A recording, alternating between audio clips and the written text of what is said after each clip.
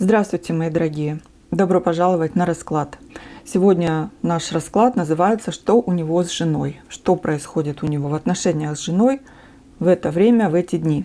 Конечно, расклад подойдет тем, кто точно знает, что мужчина женат. Для начала мы посмотрим на то, что происходит между вами или происходило, если вы расстались. Это для того, чтобы вы могли понять, ваш ли это мужчина, о нем ли пойдет речь. Итак, что между вами? Если вы расстались с этим человеком, мы будем смотреть на то, что было между вами в последнее время.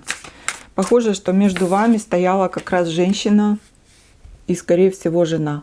Королева Пентаклей. Она у нас перевернулась. Но все-таки ваши отношения, ваши энергии, что между вами?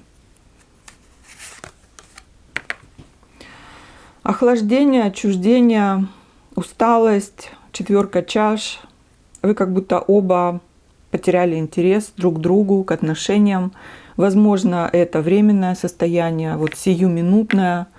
Состояние апатии, когда уже перестаешь во что-то верить. Возможно, вы оба чего-то ждали, на что-то надеялись, но сейчас вот такой период, когда нету ни веры, ни желания, ни энтузиазма, вот такой упадок сил, безразличия. Здесь может быть и жалость к себе, кстати, вот желание пожалеть себя. Бедный я несчастный или бедная я несчастная, все почему-то складывается не так. И ведь были между вами очень хорошие моменты, были моменты счастья, радости, и они еще могут быть. Да, но вы сейчас, в настоящий момент, вы их не хотите видеть. Вы не хотите ни помнить, ни видеть, не надеяться.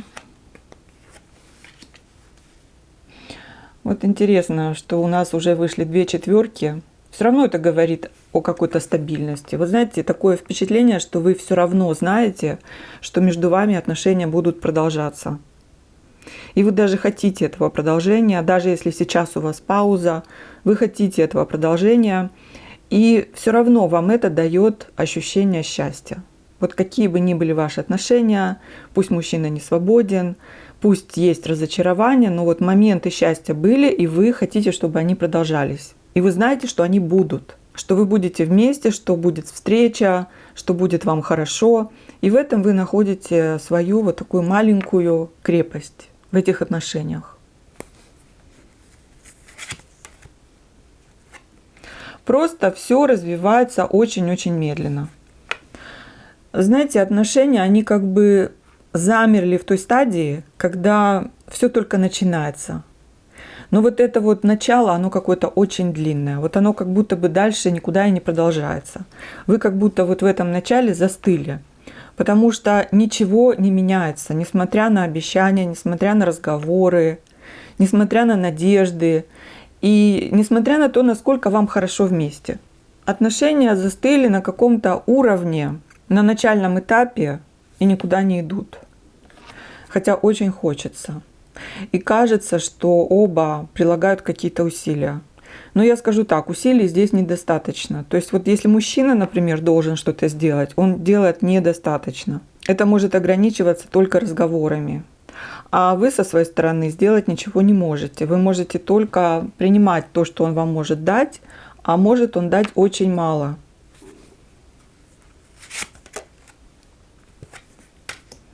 Но постоянно есть какие-то разговоры и обещания.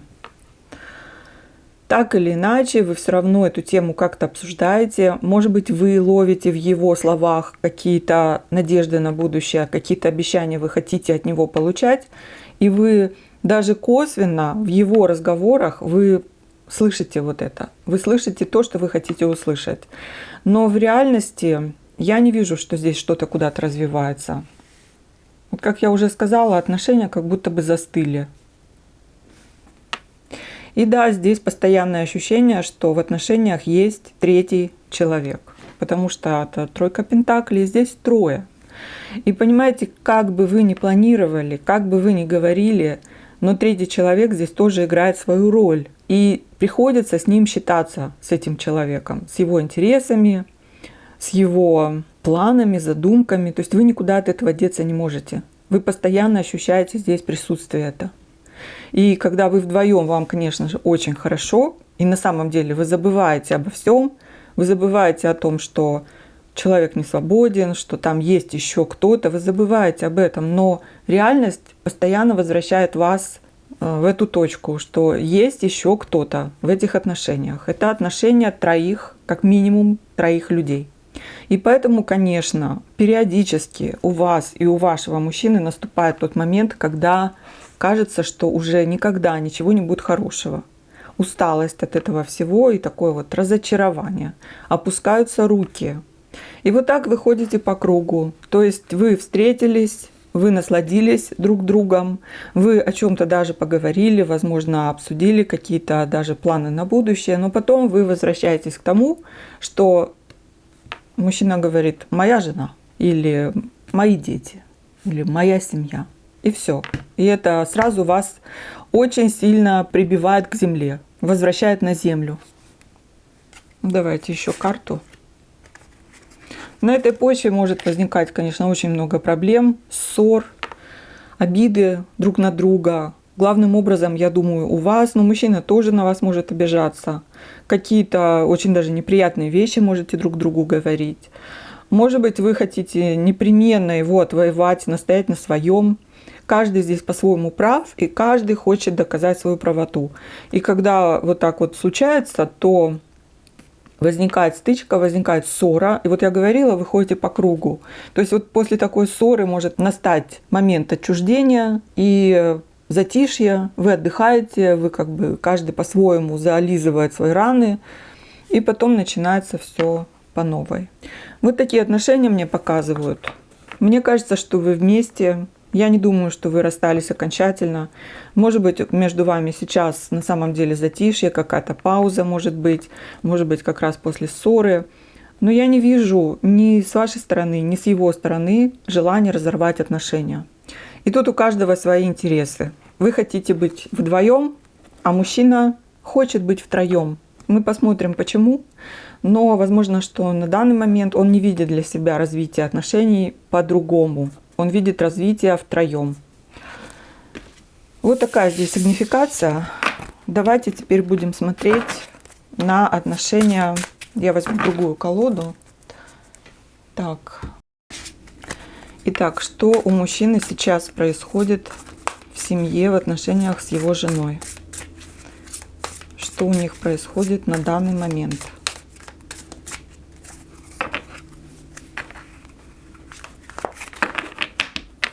Здесь у нас мужчина, здесь у нас женщина. Что за энергия сейчас у мужчины? И в каких энергиях находится женщина?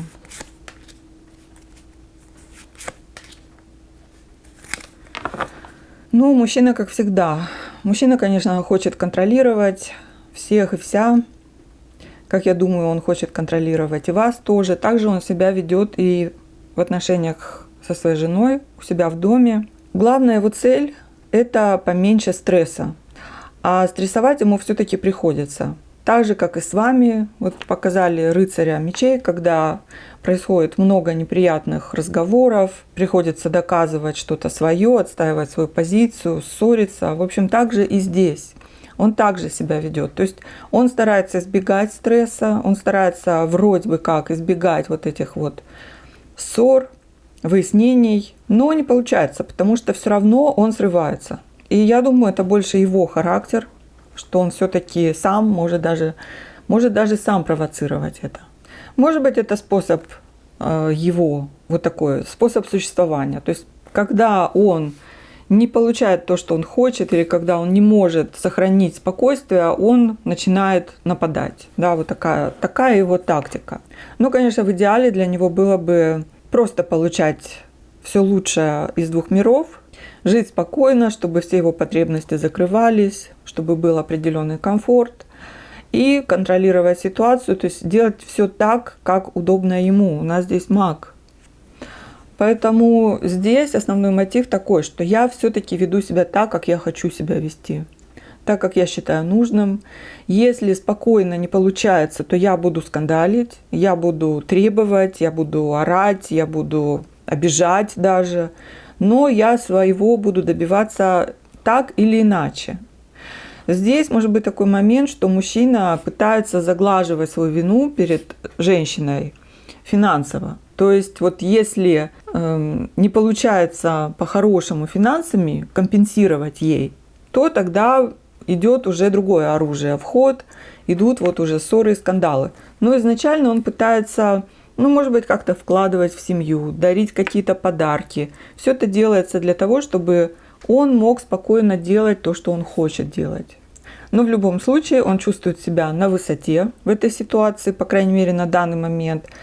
И он чувствует, что он может управлять ситуацией. Не просто хочет управлять, а он реально ей управляет. То есть он себя чувствует у руля. И, в общем-то, да, исполняются его желания. И все поворачивается так, как лучше ему, для него. То есть я бы сказала, что он себя чувствует неплохо. А то, что он старается избегать стресса и то, что он скандалит, я говорю, для него скандал – это как средство. Как средство, опять же, повернуть ситуацию так, как ему нужно. А вот стрессует здесь гораздо больше женщина. Потому что, во-первых, она в зависимом положении, она чувствует себя зависимой.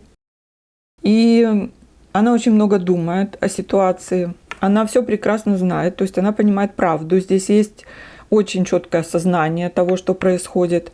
И она, я бы сказала, на грани разрыва отношений. Или же она думает, что мужчина на грани разрыва отношений.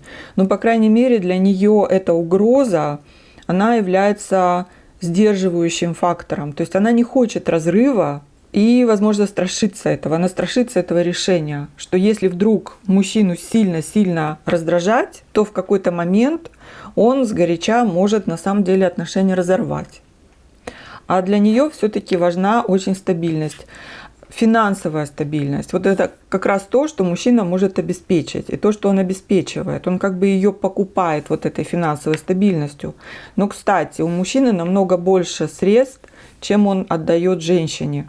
Потому что женщина здесь должна экономить. Она должна считать деньги. Да? Может быть, он ей выдает какую-то сумму на расходы, и у нее есть достаточно жесткий бюджет, которые она должна распределять. То есть для мужчины то, что он отдает, это гораздо меньше, чем он имеет. Он хочет тратить, возможно, и на вас тоже, да, и на себя. Женщине он отдает меньше. Но женщина даже этому рада, для нее это все равно стабильность. Это для нее такая надежная подушка безопасности. Потому что без этого у нее не будет этих денег. И несмотря на то, что она прекрасно осознает ситуацию и понимает, что происходит вот по тузу мечей, для нее все-таки стабильность важнее, потому что иначе будет разрыв отношений по десятке мечей. И, конечно, это нарушит все ее планы, нарушит ее жизнь. Она этого не хочет. Она просто знает правду про то, что между ними происходит. И про то, что между вами, возможно, происходит. Что сейчас именно между ними в отношениях?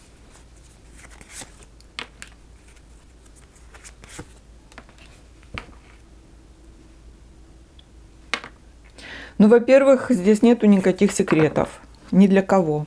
Потому что оба знают правду. Мужчина здесь, может быть, угрожает ей, а может быть, просто так себя ведет, что она ждет от него, что он может уйти в любой момент. Как бы вот так, что ситуация может измениться в корне необратимо в любой момент. Каждый раз, когда он орет, когда он вспылил, психанул, когда он раздражен и, может быть, куда-то уходит в таком раздраженном состоянии, женщина может думать, что он уже больше не вернется, что он уже все, он от нее уйдет. Потому что здесь у нас страшный суд, то есть это какие-то необратимые, неотвратимые перемены, когда уже все будет сказано, что может быть сказано, и все сделано. То есть уже все, назад дороги нет. Женщина этого боится. Она не хочет накалять обстановку. Она понимает, что каждый неосторожный чирк спичкой может привести вот к этим последствиям. И как я здесь уже сказала, она все знает, но накалять обстановку она не хочет. потому что она не хочет потерять семью, мужа, финансовую подушку. Поэтому, смотрите, здесь ни один из них, в принципе, не хочет вот этих вот глобальных, кардинальных перемен. Поэтому они находят общий язык. Двойка чаш у нас здесь. Все равно они находят что-то общее, они находят точки соприкосновения, они договариваются. Просто у них мотивация разная. Женщина не хочет накалять обстановку, а мужчина, он вроде как и на грани, но в то же время тоже есть здесь определенный страх. Потому что если он что-то поменяет в своей жизни, то, скорее всего, на самом деле поменяется вся жизнь. Это не просто будет какая-то ссора, а это будет реальный уход. И почему-то он этого шага тоже не хочет. То есть он все-таки договаривается с женщиной. Они все-таки решают оставаться вместе. Давайте посмотрим, что держит мужчину. Что держит мужчину?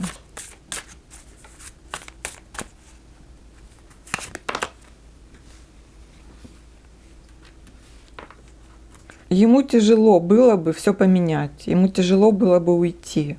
Вот какая-то очень тяжкая ноша, как он думает, на него легла бы, может быть, ноша совести, если бы он поменял что-то в своей жизни. Ну и финансовые соображения тоже.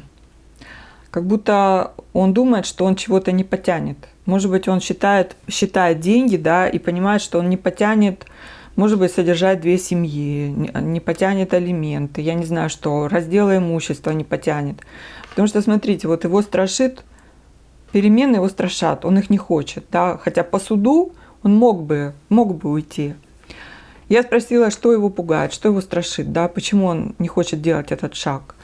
Боится, что ему будет очень тяжело, будет непосильная ноша на него ляжет, именно финансовая, по 5 пентаклей, то есть он боится потерять много и боится, что он не потянет какие-то расходы. А здесь также может быть страх потери имущества недвижимого, угроза раздела квартиры. В общем, все, что связано с финансами, с благосостоянием. У него чисто такой практичный расчет в этом деле. И все-таки надо сказать, что живет-то он в комфорте. И вот этот комфорт он потерять не хочет. Давайте посмотрим, в каких энергиях мужчина сейчас находится. Вот именно, что реально сейчас происходит между ними в семье.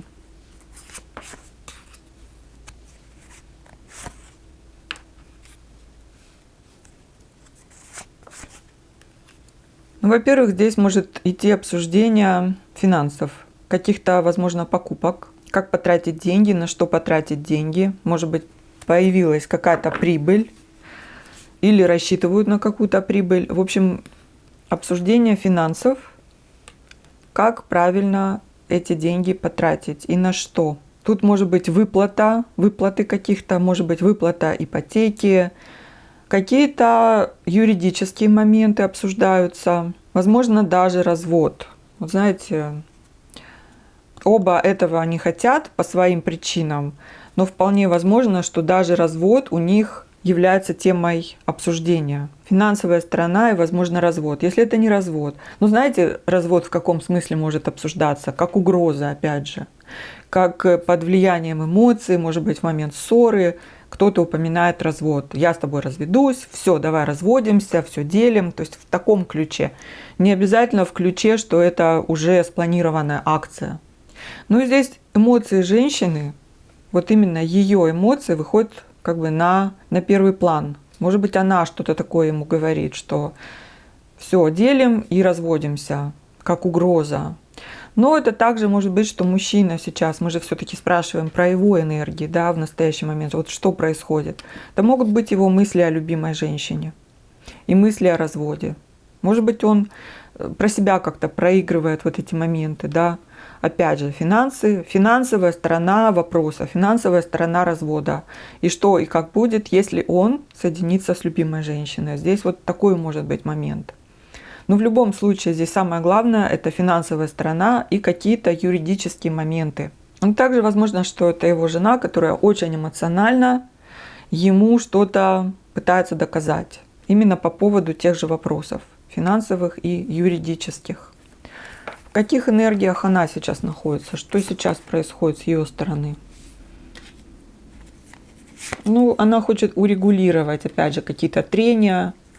Она все время пытается что-то сгладить, решить полюбовно. Для чего? Для своего собственного благополучия. То есть вот она, смотрите, если у них была ссора, может быть, она здесь поистерила, то сейчас она уже думает так, что нет, надо эту ситуацию утрясти, надо все наладить, чтобы был мир, потому что мы должны договариваться вот здесь по двойке чаш, да. И она все время к этому стремится.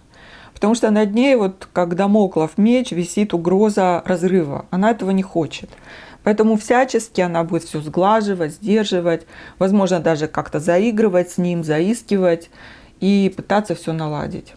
Она, как женщина, старается обходить острые углы. Вот когда мужчина вот такой резкий, она старается все наладить, успокоить его, успокоить себя и сама себе сказать, и ему сказать, что ну все же хорошо. И, конечно, для нее чисто эмоционально ей очень важно, чтобы был мир, потому что иначе ей очень некомфортно.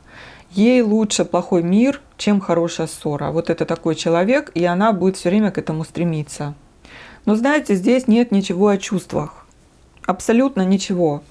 Помимо того, что они стараются быть друзьями и договариваться, но это не факт, что это любовь. И вот здесь королева чаш, которая вполне можете быть вы, и вы у него в мыслях, да. Здесь больше нету ничего о чувствах. Здесь есть собственное удобство, собственный комфорт. И женщина, когда пытается обходить острые углы, это не потому, что она любит мужчину. Это главным образом потому, что она хочет сама жить комфортно. Вот по девятке чаш. Она хочет, чтобы у нее было все, что ей доставляет радость, удовольствие, то, к чему она привыкла.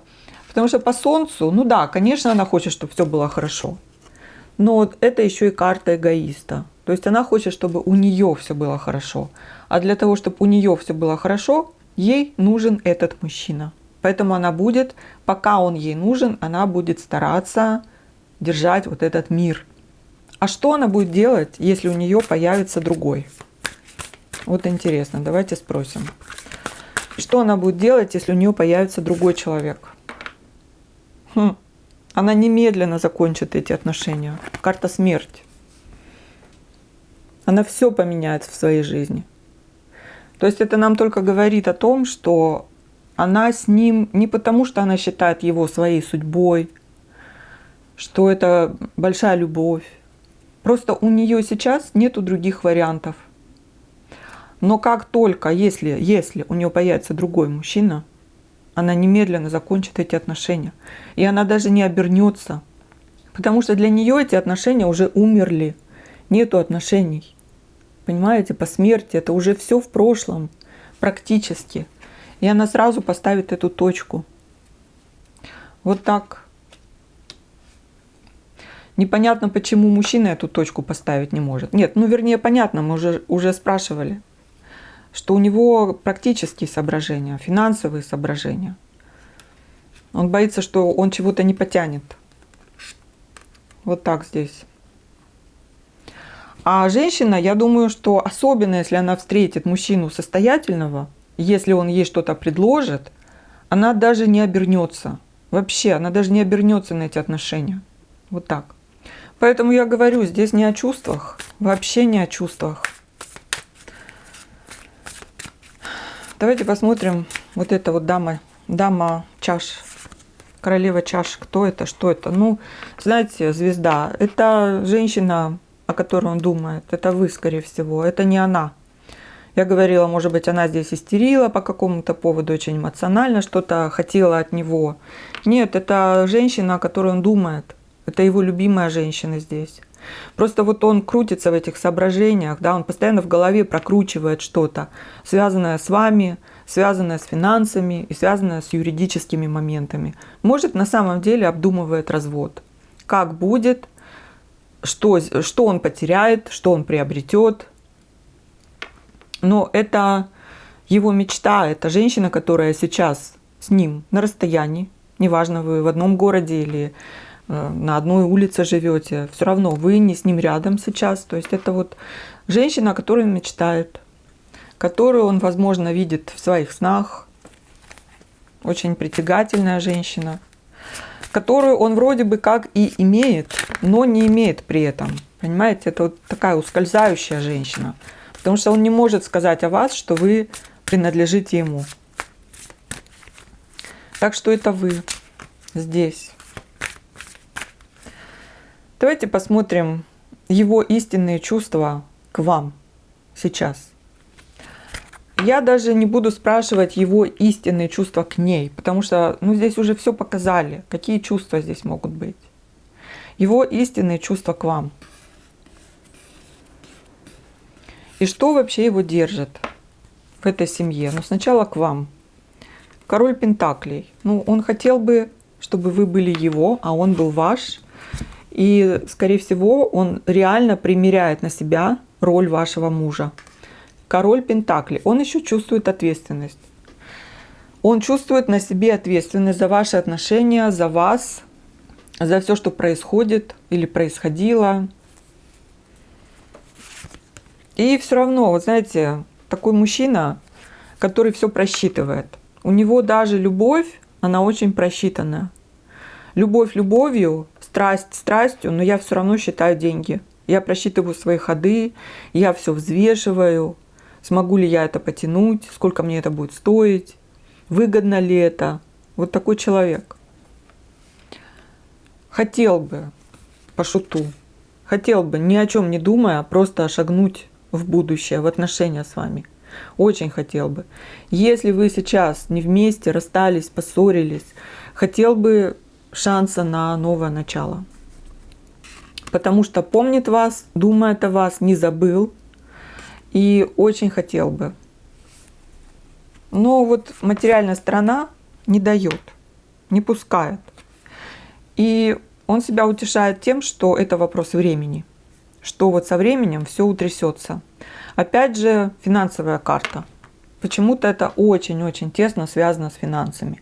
Все его решения, все его мечты, все связано с финансами.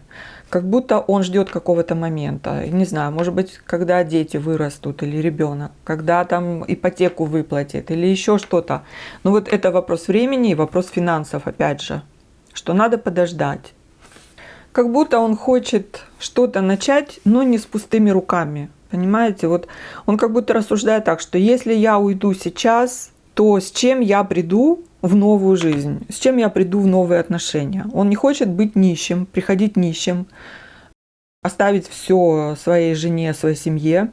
Почему-то вот здесь такой вопрос стоит. Он все время это взвешивает. И тут еще, знаете, он хочет как бы сделать так, чтобы было справедливо все равно. То есть он не хочет жену свою ободрать, как липку там, или детей оставить на улице.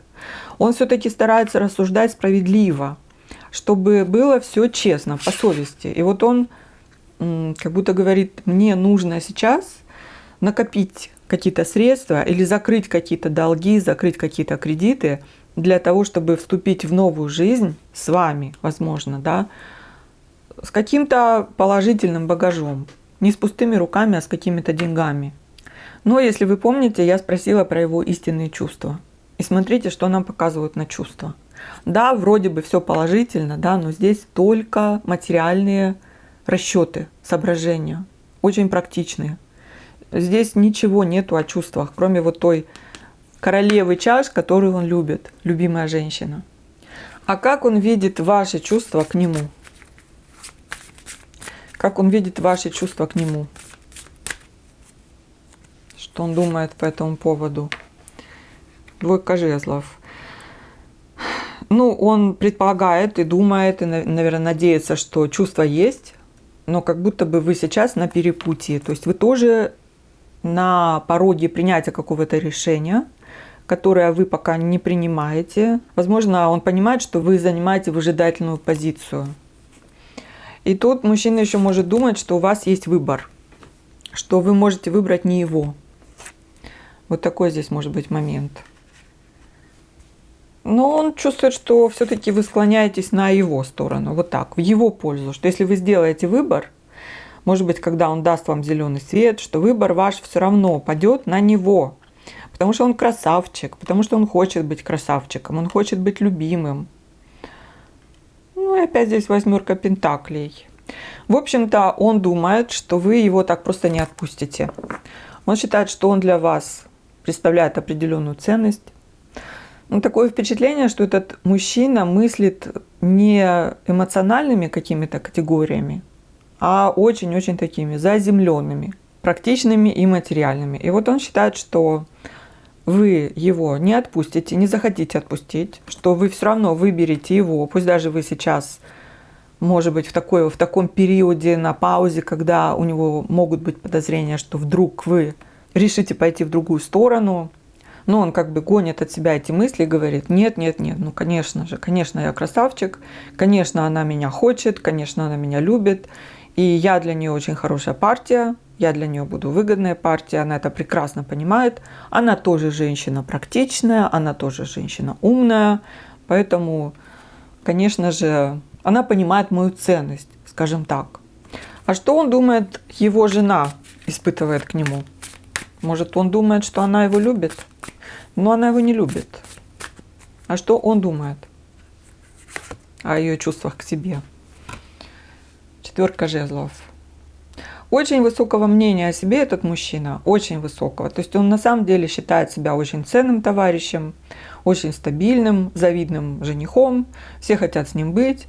Но здесь он считает, что он своей жене дал все, о чем только может мечтать женщина.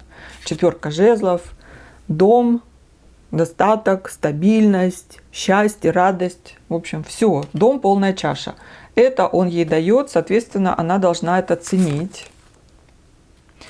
10 пентаклей, но это о том же. То есть это уже предел мечтаний вообще. Дом, семья, дети, имущество, наследство. Все это она с ним получает. И он считает, что она именно за это его ценит. Ну и брак. Законный брак. Иерофант.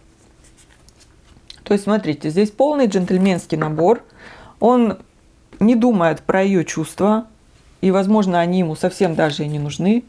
Он, опять же, здесь нам показывает, какими категориями он мыслит. Какими он категориями рассуждает и как он вообще все оценивает.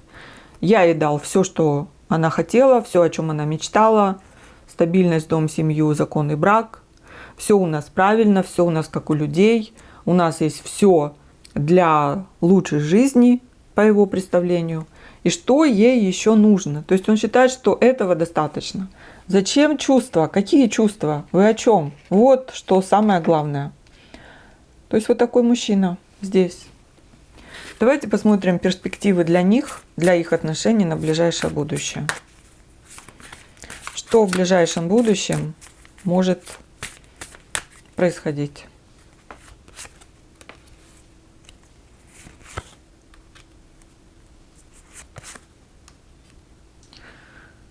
Останутся вместе в ближайшем будущем, потому что какая-то сильная привязка у них есть. И, собственно говоря, к этому будут даже какие-то усилия прикладываться. Ну, потому что здесь у нас ключевая фигура – это дьявол. То есть это говорит о том, что каждый из них в чем-то зависит от другого. Ну, женщина зависит от него материально, и ей сейчас так очень комфортно, а другого мужчины у нее нет, поэтому уйти она не может. То есть это ее зависимость. А его зависимость, видимо, та, что вот мы здесь уже рассматривали, что он сейчас финансово не может себе позволить. И да, они будут договариваться. Сейчас это их выбор быть вместе. И к этому будут прикладываться усилия. То есть вот в ближайшем будущем я здесь не вижу кардинальных перемен, я здесь не вижу таких вот резких шагов, когда все меняется. Скорее всего, они остаются вместе, причем это не приносит счастья. Это просто соображение пользы, может быть, амбиции какие-то, больше со стороны мужчины мне здесь показывают амбиции, а со стороны женщины здесь, вот как нам уже показывали, желание сглаживать острые углы и быть вместе, потому что сейчас это для нее самый лучший выбор в настоящий момент. Ну а между ними это все-таки дьявол, который нам говорит о том, что люди, то, что их держит вместе, не делает их счастливыми. На этом я закончу свой расклад. Спасибо вам большое за просмотр. Я желаю, чтобы у вас все складывалось так, как вы хотите. и до новых встреч. Пока-пока.